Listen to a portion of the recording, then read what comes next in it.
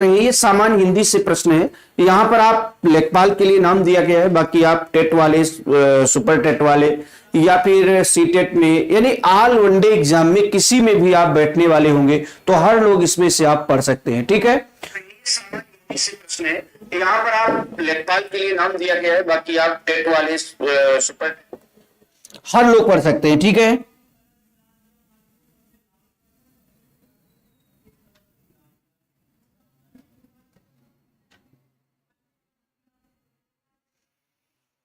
देखिए चलिए हम लोग बात करते हैं। देखिए पहला प्रश्न है, दैत्य धन अरिह में कौन सा उदाहरण होगा? दैत्य धन अरिह में कौन सा उदाहरण है? व्यंजन संधि है, स्वर संधि है, विसर्ग संधि है, या इनमें से कोई नहीं? देखिए दैत्य धन अरि बराबर क्या होता है? दैत्यारी है। संधि दैत्यारी भी होता है, संस्कृत में दे दिया तो दैत्यारी हो जाएगा। तो दैत्य धन अरि बराबर क्या होता है? दैत्यारी होता है। तो एक चीज आप बताएंगे, तो यहां दैत्य में से हमने क्या लिया? आ, और अरि से हमने क्या लिया? आ। दोनों को मिलाया तो यहां से आ बन गया, इसलिए दैत्य धन अरि बराबर क्या होता है? दैत्यारी हो जाता है। तो यह स्वर संधि का उदाहरण है, और स्वर संधि में ही किस संधि का उदाहरण है? तो आप कहेंगे दीर्घ संधि। किस संधि का उदाहरण है? दीर्घ संधि। नेक्स्ट क्वेश्चन, कह धन अपि की संधि क्या होती है? कह धन अपि की संधि क्या होती है? आप बताएंगे। कापे, कापे है, कर पे, को अपि। बोलो, उम्मीद करता हूं आप सभी लोग बता पाएंगे।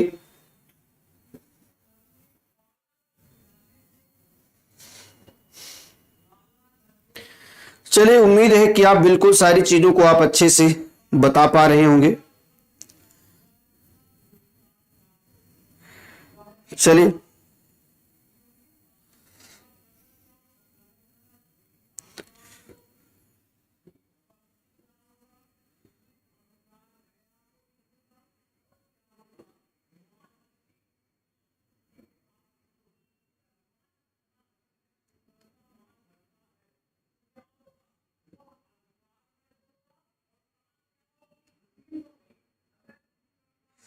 चलिए उम्मीद करता हूं आप बिल्कुल इसको समझ पा रहे होंगे।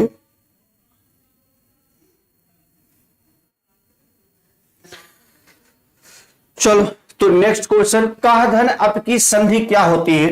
तो देखिए होता क्या है, कह धन अपि बराबर क्या लिख रहे हैं? को अपि जो लिखा है ये क्या हो जाएगा? को अपि होता है। जैसे प्रथमा धन अध्याय, प्रथमा धन अध्याय हो गया अध्याय। तो इसका जो शब्द होता है प्रथमो अध्याय बनता है। तो यहां आगा ये क्या होता है? लुप्ताकार आ जो होता है इसका आगमन हो जाता है, इसलिए डी आपका बिल्कुल राइट आंसर होगा। क्या बता रहे हैं भैया? डी आंसर बिल्कुल राइट आंसर होगा। चलिए, उम्मीद है कि आप इसका सही आंसर दे पाए हैं।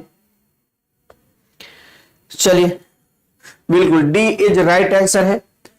तो इसको आप हर लोग दे सकते हैं बिल्कुल। आज गणित के अध्यापक ने कक्षा नहीं ली, आज गणित के अध्यापक ने कक्षा नहीं ली, तो वाक्य में अर्थ के आधार पर वाक्य कैसा होगा? आज्ञावाचक, निषेधवाचक, प्रश्नवाचक, इच्छावाचक। तो आज्ञा क्या होता है? आज्ञा तो यहां दी नहीं जाएगी। जैसे आप कहते हैं तुम जाओ पढ़ो, तुम घर जाओ, ये करो वो करो, निषेध की बात हो रही है, प्रश्न भी नहीं किया गया है, इच्छा भी नहीं, तो निषेध की बात की जाती है। यहां नहीं लगता है, निषेध की बात होती है। तो एक चीज आप ध्यान रखेंगे, अर्थ के आधार पर वाक्य के 8 भेद होते हैं। तो 8 में से निषेधवाचक वाक्य की श्रेणी में ये आता है। निम्नलिखित वाक्यों में से एक में विशेषण का प्रयोग नहीं हुआ है। एक वाक्य में विशेषण का प्रयोग नहीं हुआ है, वह कौन है? दोनों बच्चे बहुत भूखे हैं, मां ने गर्मा गर्म खाना बनाया, बच्चों ने खाना खाया, मां ने कहा और रोटी ले लो। अब देखो इसका राइट आंसर क्या दे पाएंगे सभी प्यारे भाई बहन, देखते हैं। अच्छा, कलर, चलो रेड के अलावा क्या कर सकते हो? ब्लैक कर दूं? चलो देखता हूं, ब्लैक कर दे रहा हूं। चलो उम्मीद है कि आप बता पाएंगे। तो क्या बता रहे हैं? सी काफी लोगों ने सी बताया है। देखिए निम्नलिखित वाक्यों में से विशेषण, देखिए होता क्या है, बच्चों की विशेषता क्या बता रहा है? दोनों क्या है? संख्यावाचक विशेषण है।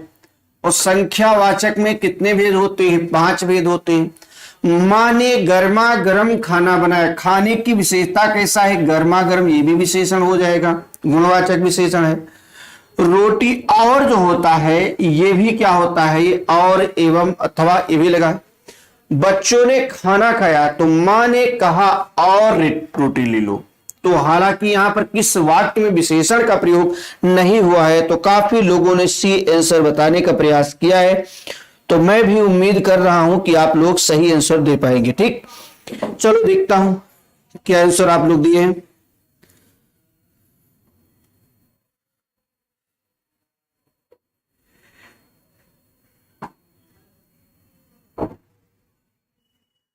चलो उम्मीद है कि बिल्कुल सब लोगों ने यही सी आंसर बताया है, बच्चों ने खाना खाया। चलो नेक्स्ट क्वेश्चन, निम्नलिखित संज्ञा विशेषण जोड़ी में कौन सा सही नहीं है? आपसे पूछा गया है कि विष से बना विषैला, पिता से पैतृक, आदि से आदिम, प्रांत से प्रांतिक। निम्नलिखित में से कौन सा संज्ञा से विशेषण बना हुआ है और वही सही नहीं है? जो सही नहीं है उसी को आपसे पूछा गया है। तो मैं उम्मीद करता हूं आप सभी लोग इसका क्या आंसर देंगे। उम्मीद है बिल्कुल सी। अच्छा 5 में आप सी बता रहे हैं। नहीं बिल्कुल नहीं, सी तो नहीं होगा। देखिए हम फिर से एक बार आपसे बात करते हैं। जैसे विष से विषैला, विषैला पदार्थ, पिता से पैतृक, जैसे पैतृक संपत्ति, आदि से क्या बना है? आदिम, आदिम मनुष्य। लेकिन प्रांत से प्रांतिक नहीं, प्रांतीय होता है। क्या होता है? प्रांतीय होता है। तो प्रांतीय, यहां प्रांतिक शब्द नहीं होता है, विशेषण प्रांतिक नहीं बल्कि क्या होता है? प्रांतीय होता है। इसलिए यह राइट आंसर होगा, डी आपका सही है। निम्नलिखित में से मिश्र वाक्यों में से कौन सा विशेषण उपवाक्य है? बोलो कौन सा विशेषण उपवाक्य है? पूछा गया है कि मैं कहता हूं कि तुम भोपाल जाओ। लखनऊ जो उत्तर प्रदेश की राजधानी है, एक ऐतिहासिक नगर है। जब मैं स्टेशन पहुंचा तभी ट्रेन आई, मैं चाहता हूं कि आप यहीं रहे। तो इसने पूछा गया विशेषण उपवाक्य कौन है? बिल्कुल भैया, उम्मीद है कि आप बता पाएंगे। चलो देखता हूं क्या बता रहे हैं।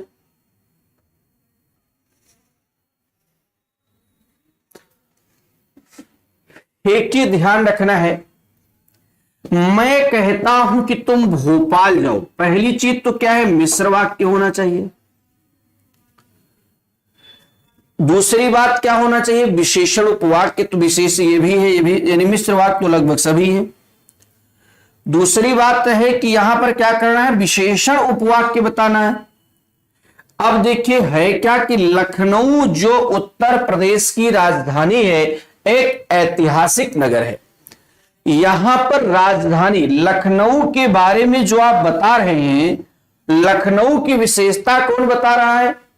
तो यह कैसा है? ऐतिहासिक नगर है। लखनऊ के बारे में विशेषण बताया गया है। और एक चीज ध्यान रखना है, जो, जितना, कितना, ऐसे शब्दों का प्रयोग हम किसमें लगाते हैं? विशेषण उपवाक्य में लगाते हैं। इसलिए बी इज राइट आंसर होगा। जितने लोगों ने बताया है बिल्कुल राइट आंसर होगा।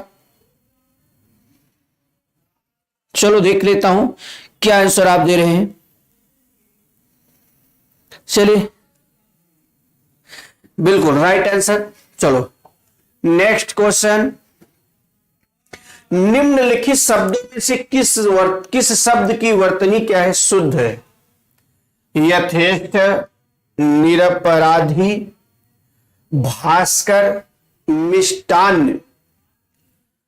आप देखेंगे एक बार फिर से इसको थोड़ा संभल के उत्तर दीजिएगा, क्योंकि यहां से चांस है गलती होने के। अपनी गलती को बचाइए। पूछा गया है, देखिए हाँ इसको सब लोग, कई लोग पूछ रहे हैं सर कैसे पढ़ा जाएगा, क्या होगा, किसके लिए है। हाँ तो यहां पर आपको ध्यान नहीं रखना है,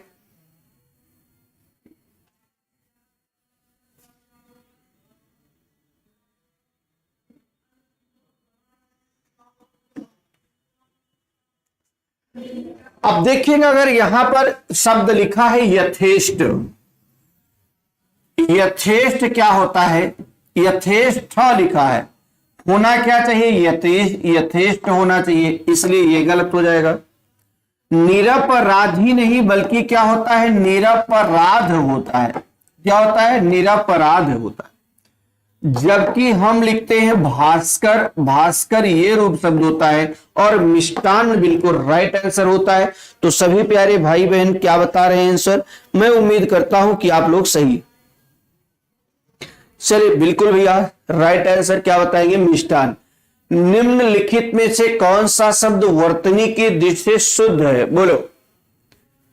आपसे पूछा गया है पुष्पांजलि, मंत्रिपरिषद, वाल्मीकि और आध्यात्मिक। आपसे पूछा गया है किसमें कौन सा वाक्य शुद्ध है, पुष्पांजलि पर। चलो एक बार आपका आंसर देख लेता हूं फिर बताता हूं क्या बता रहे हैं आप। बिल्कुल उम्मीद है कि आप बता पाएंगे। क्या बता रहे हैं, अभी मुझे आंसर नहीं मिल पाया है सभी लोगों का। देखिए आंसर 8 का सी बताए हैं प्रशांत सिंह जी बता रहे हैं बी, कुछ लोग सी बता रहे हैं, BMS ठाकुर जी ने बताया है बी। चलो कुछ लोग सी बता रहे हैं। देखो पुष्पांजलि होता है, ध्यान रखिएगा, पुष्पांजलि होता है, इसका शुद्ध रूप जो बनता है पुष्पांजलि होता है। जबकि मंत्री परिषद होता है, ध्यान रखिएगा, मंत्री परिषद होता है और परिषद में हलंत लगता है। एक चीज ध्यान रखना, यहां बड़ी को छोटी कर दिया जाता है। जैसे आप लिखते हैं पक्षी राज नहीं बल्कि क्या लिखा जाता है, पक्षी राज, पक्षी राज नहीं बल्कि क्या लिखते हैं, पक्षीराज लिखते हैं। इसी प्रकार से आप देखेंगे आध्यात्मिक नहीं आध्यात्मिक होता है, आध्यात्मिक, ये रूप आपका चलता है आध्यात्मिक का। तो यहां पर वर्तनी के दृष्टि से जो वाल्मीकि शब्द है यही आपका शुद्ध शब्द होगा। ठीक है, चलो अगला प्रश्न है, अनवीक्षा का संधि विच्छेद क्या होता है, बोलो। अनवीक्षा का संधि विच्छेद क्या होता है। देखिए ऐसे शब्दों को आपको तोड़ना है। अच्छा चलिए मैं पेन को फिर से एक बार कर ले रहा हूं। चलो अनवीक्षा का संधि विच्छेद जो होता है ये क्या होता है। देखिए इस बोर्ड में प्रॉब्लम रहती है, तो मोटा नहीं होता है। आज मैंने थोड़ा सा गलती मान लीजिए, गलती ही मान लीजिए, मुझे ध्यान देना चाहिए, जिसमें मोटा चलता है उसमें करना चाहिए, तो इसमें मोटा नहीं हो सकता है, इसके लिए इशू आप न बनाए। और अब इसमें चल रही है क्लास, तो दूसरे में लगाने में तो काफी समय आपका नुकसान हो जाएगा। अच्छा चलो ठीक, चेंज कर दे रहा हूं। तो या तो ब्लैक है, देखो यहां से मेरे पास 4 कलर मिल रहे हैं। एक तो ये कलर मिलेगा, देख लीजिए, दूसरा कलर ये होगा, तीसरा आपके पास रेड है और चौथा कलर आपके पास ब्लैक है, और व्हाइट तो आपके पास बोर्ड है ये। यही 4 कलर इसमें आते हैं, जो आप कहोगे उसी कलर से मैं आपको, जो आपको साफ दिख रहा हो वही बताओ, उसी में से लिख दूंगा। चलो आप देखेंगे यहां पर इसको तोड़ेंगे। देखिए एक चीज ध्यान रखना है, यहां बड़ी की मात्रा लगी है तो इसका मतलब जहां भी होगा वो क्या हो जाएगा, बड़ी की बात की जाएगी। आधा ना है उसके बाद क्या है, हुआ। तो जब किसी आधे वर्ण के बाद हुआ या आता है,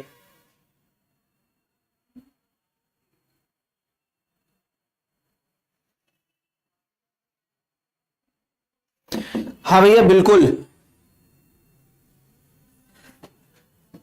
तो देखिए काले से मैं लिख दे रहा हूं भैया, या तो बताओ जो बताओ। तो इसको देखेंगे यहां पर बड़ी की मात्रा तो लगेगी ही, और यहां अनु छोटा उ के स्थान पर वह होता है। तो आप देखेंगे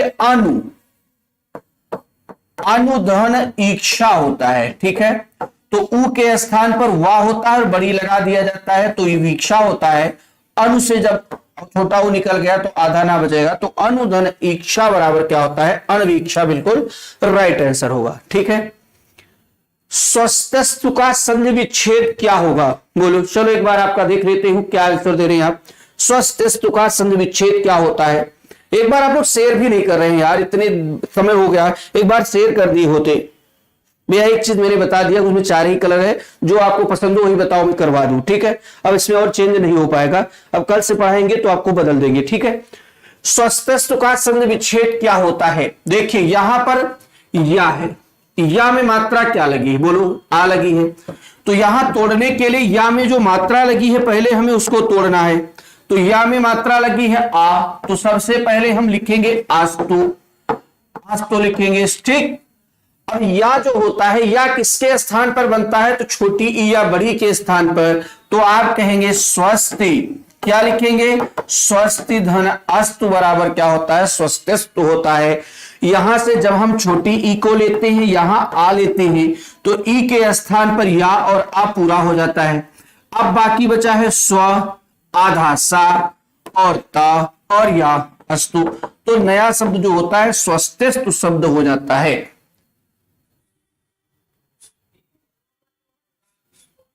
तेस्तु, ये आपका स्वस्तिस्तु हो जाएगा। तो क्या होगा? स्वस्ति धन अस्तु बराबर क्या होता है? स्वस्तिस्तु हो जाता है। ई के स्थान पर या होता है, क्या होगा?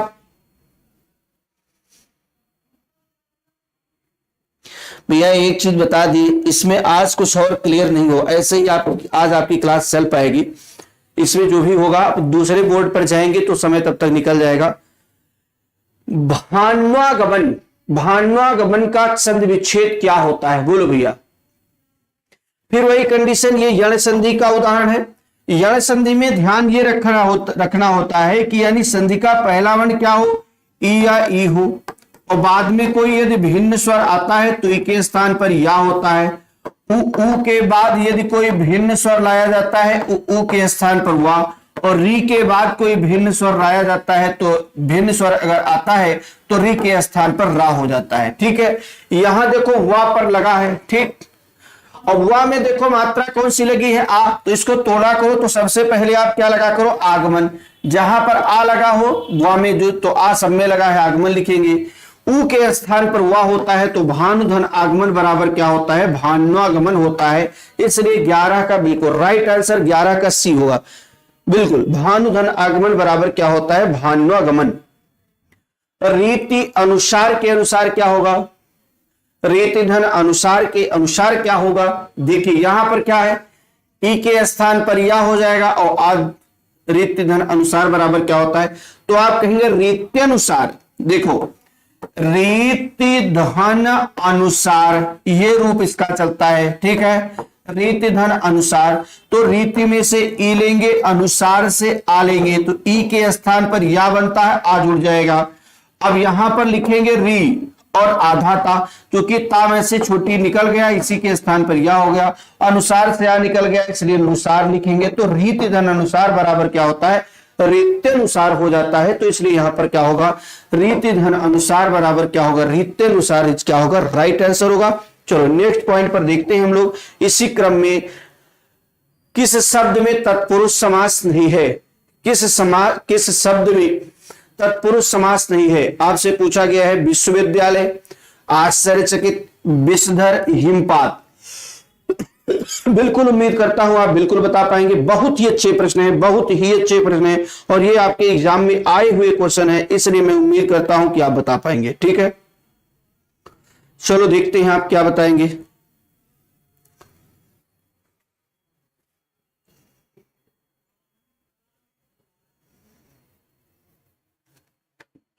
अब देखिए एक चीज ध्यान रखना है, विश्वविद्यालय को आप तोड़ोगे तो क्या हो जाएगा? विश्व का विद्यालय। आप लिखोगे विश्व का विद्यालय हो जाएगा। आश्चर्यचकित होता है, आश्चर्य से चकित होता है। हिम का पात होता है, ठीक, हिम का पात यानी हिम को गिरना। विषधर, विष को जो धारण करता है अर्थात शिव, तो यह क्या होता है? विषधर जो शब्द होता है। नीलकंठ हो गया, जैसे आपसे पूछा जाए नीलकंठ हो गया। इसी प्रकार से आप कहेंगे चंद्रमौली, चंद्रमौली भी और किस समास का उदाहरण है? तो आप कहेंगे ये भी किसका होता है? बहुव्रीहि समास का उदाहरण है। तो विषधर इज राइट आंसर। देख रहा हूं क्या दे रहे हैं आंसर, सभी प्यारे भाई बहन क्या आंसर देंगे? विषधर में आपका क्या आंसर है?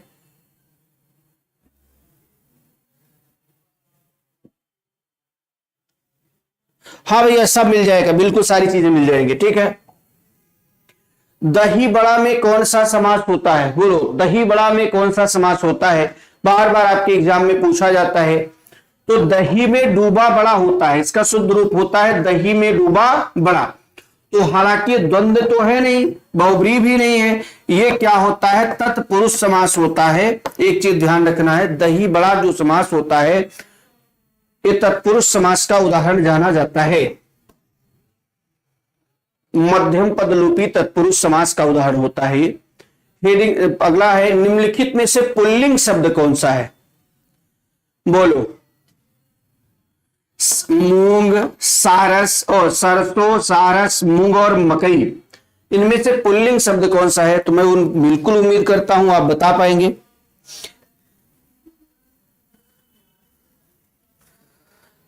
तो यहां पर आप देखेंगे सरसों बार बार आपके एग्जाम में आ रहा है, सरसों सरसों खूब पूछा जा रहा है। मूंग भी क्या होती है? खाई जाती है। मकई भी क्या की जाती है? खाई जाती है। बाकी सारस क्या होता है? एक पक्षी का नाम है, यह पुल्लिंग होता है। सारस कैसा शब्द है? पुल्लिंग शब्द है। निम्न शब्दों में से एक ही से एक का लिंग परिवर्तन हिंदी भाषा में प्रचलित नहीं है। यानी यहां पर चाचा, बहन और भैंसा या कोयल, निम्नलिखित में से एक का लिंग परिवर्तन हिंदी भाषा में प्रचलित नहीं है। यानी अगर आप यहां पर प्रयोग करेंगे तो मैं उम्मीद कर रहा हूं कि सभी प्यारे भाई बहन इसका सही आंसर दे पाएंगे, ठीक है। चलो देखते हैं क्या आंसर देंगे आप। सरसों का तेल नहीं होता है, सरसों बोई जाती है, ठीक है, तेल होता है। तो सरसों की बात होगी तो अच्छा, चलो देखते हैं क्या बता रहे हैं आप। तो हालांकि यहां पर चाचा का चाची, बहन का भाई, कोयल जो एक ऐसा शब्द होता है, कोयल, कोयल शब्द का लिंग परिवर्तन हिंदी भाषा में प्रचलित नहीं है। बिल्कुल कोयल जितने लोगों ने बताया है बिल्कुल राइट आंसर होगा। कोयल का लिंग परिवर्तन हिंदी में संभव नहीं है। चलो नेक्स्ट प्रश्न की ओर हम देखते हैं। अप्राणीवाचक शब्दों के लिंग निर्णय का आधार क्या होता है? यानी जो प्राणी नहीं है, अप्राणीवाचक संज्ञाएं हैं, उसके शब्दों के लिंग निर्णय का आधार क्या है? यानी उनके लिंग का निर्णय किस आधार पर किया जाता है? उनके साथ प्रयुक्त क्रिया के आधार पर, उनके साथ प्रयुक्त विशेषण, विश्लेषण लिखा है, ये विशेषण कर लीजिएगा भैया, ध्यान रखिएगा, इसको विश्लेषण कर दिया है विशेषण। उनके साथ प्रयुक्त विशेषण, उनके साथ प्रयुक्तव्य, ये और भी दोनों में से। तो यानी जिस जो प्राणी नहीं है, अप्राणी है, उसमें अगर आपसे पूछा जाए तो किसके आधार पर होता है? तो लिंग का निर्णय, यानी उनके साथ जो प्रयुक्त क्रिया होगी, यानी जो प्राणी नहीं है, जो प्राणी नहीं है अर्थात जो निर्जीव चीजें, जैसे पुस्तक, कलम, कॉपी, पेन, ये सब क्या होती है? निर्जीव वस्तुएं होती है।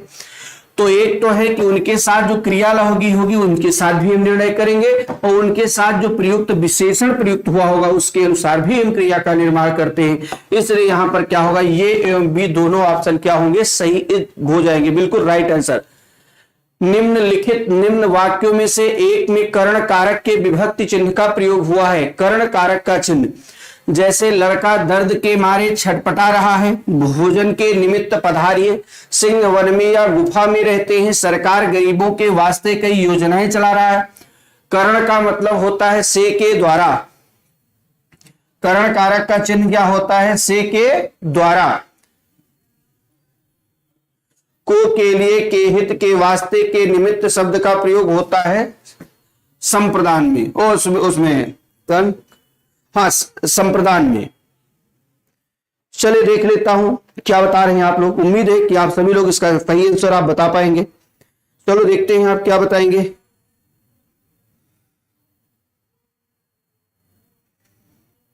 देखिए यहां पर अगर आप देखेंगे, कर्ण का मतलब होता है से के द्वारा।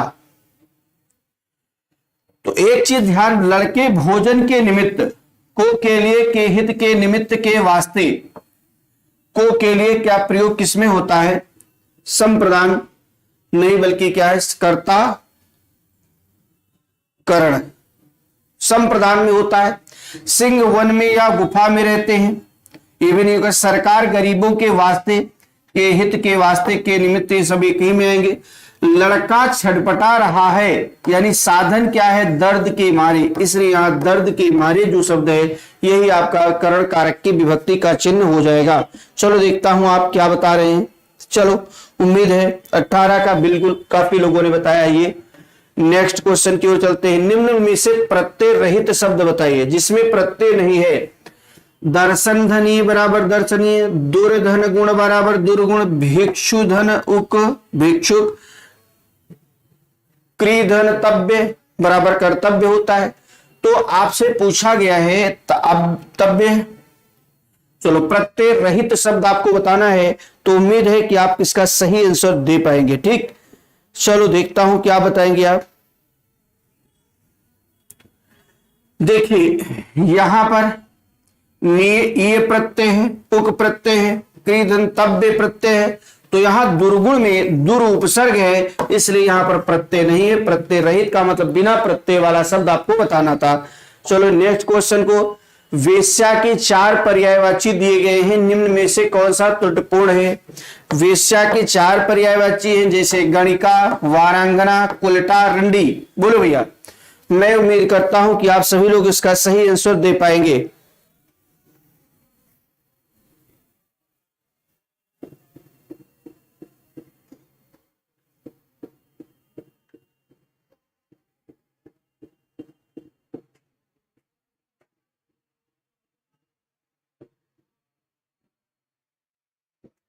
देखिए वेश्या, वेश्या और व्यभिचारी 2 चीजें होती है, ध्यान रखना है। तो एक तो वेश्या क्या होती है, जो एक व्यापार करती है, एक वेश्या होती है जो व्यापार करती है, तो जैसे उसे हम गणिका बोलते हैं, वारांगना बोलते हैं, रंडी बोलते हैं। लेकिन जो कुलटा होती है, ध्यान रखिएगा, कुलटा को हम किस नाम से जानते हैं, ये व्यभिचारी होती है। व्यभिचारी का मतलब होता है ये सबके साथ व्यभिचार नहीं करेगी, अवगुण करेगी, दोष करेगी, लेकिन सबके साथ नहीं करेगी। लेकिन ये जो होती है वेश्या होती है, किसी के साथ भी ये कर सकती है, किसी के साथ भी प्रेम संबंध बना सकती है। लेकिन उल्टा जो होती है वह व्यभिचारी के रूप में जानी जाती है, और व्यभिचारी वो होता है सबके साथ नहीं, जिसके साथ इच्छा होगी वह, इनका व्यापार नहीं होता है। तो इसलिए यहाँ वेश्या के जो उल्टा शब्द दिया गया है ये आपका बिल्कुल नहीं होगा। तो ये क्वेश्चन भैया आया हुआ क्वेश्चन है, इसलिए यहां पर देख रहा हूं। आप क्या बताएंगे। चलिए सी काफी लोगों ने बताया है, बहुत बहुत धन्यवाद आपको बताने के लिए। शिव का कौन सा अर्थ नहीं है, बोलो शिव का कौन सा नहीं। महादेव, महान है जो देव शिव। पशुपति, पशु के पति। शंकर यानी चक्रपाणि जो होता है, चक्र है हाथ में जिसके, अर्थात तो चक्रधर जो होते हैं, यह शिव का अर्थ नहीं होता है। तो चलिए एक बार हम बिल्कुल ध्यान रखेंगे, चक्र किसके हाथ में होता है हमेशा, एक बार बताइए, इसका उत्तर आप बताएंगे। चक्रपाणि। खेचर का पर्याय होता है, बोलो खेचर। खे मतलब होता है आकाश में चलने वाला पक्षी और एक ग्रह है। आप बताइए इनमें से कौन सा राइट आंसर होगा। बिल्कुल उम्मीद करता हूं कि आप सभी लोग इसका सही आंसर दे पाएंगे। चलो क्या बता रहे हैं आप, बोलो। तो खेचर के अर्थ जो होते हैं, आकाश में चलने वाले को खेचर कहा जाता है। खेचर एक पक्षी है, खेचर एक ग्रह है, तो इनमें से सभी इच क्या होगा, राइट आंसर हो जाएंगे 22 में। ठीक है, अगला प्रश्न है, चर्म शब्द का समभिन्नार्थक क्या होगा। चर्म का मतलब होता है, चर्म जो लिखा है इसका समरूपी भिन्नार्थक शब्द क्या होगा, समान रूप से लिखा हो लेकिन दोनों में अर्थ अलग हो। तो चर्म मतलब होता है चमड़ा, और चर्म होती है एक अवस्था। तो चर्म का क्या होता है, चर्म का जो होता है समरूपी भिन्नार्थक ये चर्म होता है। इसलिए 23 का ये बिल्कुल राइट आंसर होगा। क्या बता रहे हैं आप, बिल्कुल उम्मीद है कि आप बता पाएंगे। चलो एक बार आपका कमेंट भी देख ले रहा हूं, आप क्या आंसर दे रहे हैं। बहुत बहुत धन्यवाद आप लोगों को बताने के लिए। नेक्स्ट क्वेश्चन, शब्द युग्म पर्यंत और पर्यंक के सही अर्थ भेद का चयन कीजिए। पर्यंत और पर्यंक, देखो पर्यंत मतलब होता है तक, देखो पर्यंत मतलब होता है तक, और पर्यंक मतलब क्या होता है, इसको एक बार आप लोग क्लियर करने का प्रयास करेंगे। बिल्कुल उम्मीद करता हूं कि आप सभी लोग इसका सही आंसर बता पाएंगे। ठीक, तो एक चीज आपने देखा, पर्यंत कहा कि वो मृत्यु पर्यंत, और पर्यंक मतलब होता है पलंग, तो इसलिए तक और पलंग जो होगा ये आपका बिल्कुल राइट आंसर होगा। नेक्स्ट क्वेश्चन की ओर हम लोग चलते हैं और देखेंगे तरणी और तरणी शब्द का सही अर्थ क्या होता है। चलो इसका आंसर आप देंगे, तरणी और तरणी का अर्थ आप बताएंगे, तरण और तरणी का अर्थ आप बताएंगे, फिर मैं बताऊंगा, देखना है कौन इसका आंसर दे पाता है। चलो तो एक चीज आप देखेंगे, तरणी का तरण तरुजा तड़तमाल तरुअर बहुछाया था सूर्य, और तरणी मतलब क्या होता है, नाव होता है। तो सूर्य और नाव जितने लोगों ने बताया है बिल्कुल राइट आंसर होगा, 25 में बिल्कुल राइट होगा। चलो देखते हैं क्या आंसर आप लोग दे रहे हैं, उम्मीद है कि आप इसका आंसर सही सही दे पाए होंगे। ठीक, सूर्य और नाव जितने लोगों ने दिया है बहुत ही अच्छा आंसर होगा। जो ज्ञात इतिहास के पूर्व का हो, जो ज्ञात इतिहास के पूर्व का हो, ऐतिहासिक, ऐतिहासिक, प्रागैतिहासिक या समसामयिक। समसामयिक होता है जो अभी चल रहा, अभी हुआ हो। इतिहास मतलब होता है जो ज्ञात स्रोत के, ऐतिहासिक, इतिहास से क्या बनता है, ऐतिहासिक होता है। प्राग ऐतिहासिक यानी ऐतिहासिक अर्थात जो जानकारी के अनुसार है उसके पहले का जो समय होता है उसे हम प्राग ऐतिहासिक के नाम से जानते हैं। इसलिए 26 का सी आंसर बिल्कुल राइट आंसर होगा।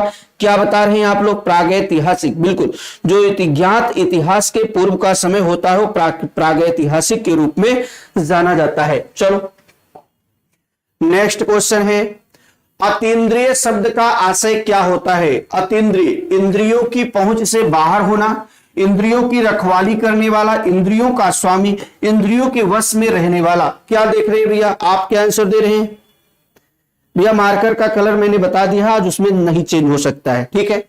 अतीन्द्रिय का मतलब क्या, आशय क्या होता है, इंद्रियों की पहुंच से बाहर, इंद्रियों की रखवाली करने वाला, इंद्रियों का स्वामी, इंद्रियों के वश में रहने वाला। क्या बताओगे आप भैया, चलो एक बार देख लेता हूं क्या बता रहे हैं। बहुत बहुत धन्यवाद सब लोगों को बताने के लिए, लेकिन हर लोग आंसर नहीं दे रहे हैं, यह बहुत ही दुखद बात है। देखिए आप पढ़ने आए हो, आप अपना लेवल आप बढ़ाने आए हो, ना कि किसी दूसरे का, ठीक है। चलो तो मैं उम्मीद करता हूं कि आप इसको सही से आप बता पाएंगे। तो अतीन्द्रिय शब्द का आशय क्या होता है, इंद्रियों की पहुंच से बाहर, इंद्रियों की रखवाली करने वाला, इंद्रियों का स्वामी, इंद्रियों के वश में रहने वाला। इंद्रियों की पहुंच से जो बाहर होता है उसके लिए हम किस शब्द का प्रयोग करते हैं, अतीन्द्रिय शब्द का प्रयोग करते हैं। बिल्कुल राइट आंसर। चलो देख लेता हूं आप सभी भाई बहन क्या आंसर दे रहे हैं। चलो वाह वाह वाह। चले, निशा जी ने ये बताया है, लक्ष्मीकांत जी ने ये बताया है, कृष्णा जी ने डी बताया है, ठीक, मेकर्स डी, बीएमएस ठाकुर ने ये बताया है, आर्य साधो ने ये बताया, वीर सिंह ने ये बताया, समृद्धि यादव जी ने डी बताया है, ठीक, इंदु प्रभा जी ने डी बताया है। चलो ठीक है, कोई बात नहीं, बिल्कुल आप अपने प्रयास को आप जारी रखिए। तो हालांकि जितने लोगों ने ये बताया है भैया अतीन्द्रिय, इंद्रिय से अलग हुआ, ठीक, इंद्रियों की पहुंच से बाहर हुआ। किस विकल्प में उत्पत्ति के आधार पर शब्दों के भेद दिए गए हैं। उत्पत्ति के आधार पर शब्द के कौन भेद होते हैं, बोलो आप बताओ। यानी शब्दों की उत्पत्ति कैसे होती है, कितने प्रकार से होती है, वो आपको बताना है। उपसर्ग से, प्रत्यय से, संधि से, समास से, एकार्थी, अनेकार्थी, पर्याय और विलोम, तत्सम, तद्भव, दिशज, विदेशो, तत्सम, अर्थसम, दीर्घम, दिशजो, दीर्घ। हालांकि एक चीज, दीर्घ कोई शब्द नहीं होता है, इसलिए ये तो विकल्प ऐसे ही कट गए। अब यहां उत्पत्ति के आधार पर देखिए, उत्पत्ति उपसर्ग से हम उत्पत्ति नहीं करते हैं, प्रत्यय से नहीं, और यहां पर होता है जब शब्दों का निर्माण उत्पत्ति के आधार पर 4 प्रकार से होता है, तत्सम, तद्भव, देशज और आगत शब्दों से। किससे किससे होता है, बिल्कुल भैया क्या बताएंगे आप। तो तत्सम, तद्भव, देशज और आगत रूप यहां पर हम जोड़ेंगे। तत्सम वह शब्द होते हैं, तत्सम वह शब्द होते हैं जिनकी उत्पत्ति संस्कृत में हुई थी, आज भी प्रयुक्त हो रहे। तद्भव वह शब्द होते हैं जिनकी उत्पत्ति संस्कृत में हुई थी किंतु आज उन्हें सरल कर लिया गया। देशज वह होते हैं जिन शब्दों की उत्पत्ति कब हुई, कैसे हुई, हमको पता नहीं होता है, जैसे लोटा, पगड़ी, टंगड़ी, बियाना, खटखटाना, फटफटाना, हिनहिनाना, ऐसी जो शब्द, ऐसी शब्द होते हैं वो सब क्या होते हैं। बिल्कुल उम्मीद करता हूं एक बार आप लोगों ने शेयर नहीं किया मेरे भाई, बिल्कुल आप लोगों ने बिल्कुल आज परिचय नहीं दिया, समझदारी का परिचय आपने दिया ही नहीं। अरे एक बार तो शेयर कर दिए होते मेरे प्यारे भाई, यार बहुत संख्या कम हो जाने पर मजा नहीं आता है पढ़ाने का यार। चलो ठीक है, आपकी। तो तत्सम, तद्भव, देशज और आगत, आगत मतलब विदेशी शब्द होते हैं, तो यहां पर राइट आंसर। और एकार्थी, अनेकार्थी, पिलोम जो होते हैं ये अर्थ के आधार पर होते हैं। अर्थ के आधार पर शब्द के कितने भेद होते हैं? तो 4 होते हैं। फिर ठीक, बिल्कुल भैया। चलो नेक्स्ट क्वेश्चन पूछा गया कि गड़बड़ घोटाला में कौन सा शब्द है? बोलो, गड़बड़ घोटाला कैसा शब्द है? तत्सम है, तद्भव है, देशज है या विदेशज है? बोलो क्या बताओगे? गड़बड़ घोटाला कैसा शब्द है? तद्भव, देशज, विदेशज, तत्सम और शंकर। शंकर ऐसा शब्द होता है जैसे आप लिखते हैं रेलगाड़ी, कैसा शब्द है? रेल दूसरी भाषा का शब्द है, गाड़ी आपके दूसरे शब्द। आजमाइश, आज शर्म, ये सब सारे शब्द क्या होते हैं? तो आपसे पूछा गड़बड़ घोटाला में कौन सा? बिल्कुल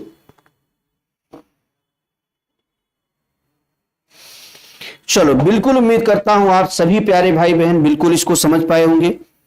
और देखिए यहां पर आप गड़बड़ घोटाला शब्द जो दिया गया है तत्सम नहीं है, ना तो देशज है, वो तद्भव नहीं है, ये देशज शब्द है। गड़बड़ घोटाला इसका अर्थ आप ही समझ सकते हैं, इसको आप बता नहीं सकते। गड़बड़ घोटाला क्या होता है? जैसे टेंगारी, आप लिखते हैं टेंगारी, आप लिखते हैं ढिबरी, आप क्या लिखते हैं? ढिबरी, आप लिखते हैं पगड़ी, फिर क्या लिखते हैं? जूता, उसके बाद आप लिखते हैं टेंगारी। अच्छा, टेंगारी हो गया। तो ऐसे शब्द होते हैं कि जिनकी उत्पत्ति का हमें पता नहीं चलता, फिर भी हमारे भाषा में प्रयुक्त होने लगते हैं, तो वे शब्द क्या कहलाते हैं? देशज के रूप में जाने जाते हैं। तो आज के लिए अब हम चलते हैं नेक्स्ट क्वेश्चन पर। निम्नलिखित वाक्यों में से कौन सा वाक्य अशुद्ध है? बोलो, निम्नलिखित वाक्यों में से कौन सा वाक्य अशुद्ध है? एक बार आप बताने का प्रयास करेंगे, बिल्कुल उम्मीद करता हूं कि आप इसका सही आंसर दे पाएंगे। ठीक भैया, क्या बताएंगे? अब देखिए यहां पर आप देखेंगे शास्त्री जी की मृत्यु से हमें बड़ा दुख हुआ है, मुझसे यह काम संभव नहीं। प्राय ऐसे अवसर आते हैं जिनमें लोगों को अपना मत बदलना पड़ता है। किसी आदमी को कानपुर भेज दो लिखा है, भेज दो करना है। ठीक है, ओ सॉरी, भेज यहां लिखा है तो भेज दो, ये बिल्कुल सही है। भेद लिखा है गलत है, इसको भेज कर लीजिएगा। ठीक है, आपसे पूछा गया है कि इसमें से अशुद्ध वाक्य का चयन करना है, तो आप बिल्कुल उम्मीद करता हूं कि आप बिल्कुल बता पाएंगे।